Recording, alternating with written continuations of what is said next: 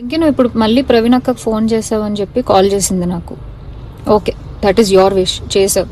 నేను ఇప్పుడు నీకు మళ్ళీ చెప్తున్నాను, మే వరకు టైం ఇస్తే నీకు 1.5 తిరిగి వెనక్కి ఇచ్చేస్తాను త్రూ అకౌంట్. అర్థమైందా?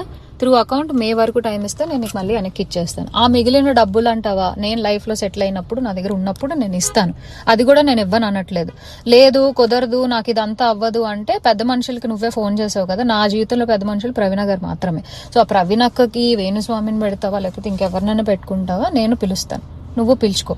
ఓకే, నేను ఇంకా నీ ముఖం చూడాలనుకోవట్లేదు, ఈ విషయం గురించి మాట్లాడాలనుకోవట్లేదు. నాకు మే అనే ఒక్క టార్గెటే కనబడుతుంది. ఆ మే వరకు నేను నీకు డబ్బులు ఇవ్వాలి అంతే. లేదు కుదరదు కాదు అంటే నేనే పెడతాను హెరాస్మెంట్ కేసు. ఎందుకంటే మా అక్కని ఇన్వాల్వ్ చేస్తున్నాడు, మా మమ్మీని ఇన్వాల్వ్ చేస్తున్నాడు, లేకపోతే మా ఇంటికి వస్తానంటున్నాడు. అసలు నా పర్మిషన్ లేకుండా నువ్వు మా ఇంటికి రావడం ఏంటి, లేకపోతే నేను మీ ఇంటికి వెళ్ళడం ఏంటి?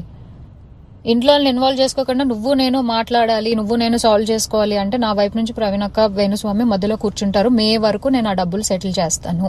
అది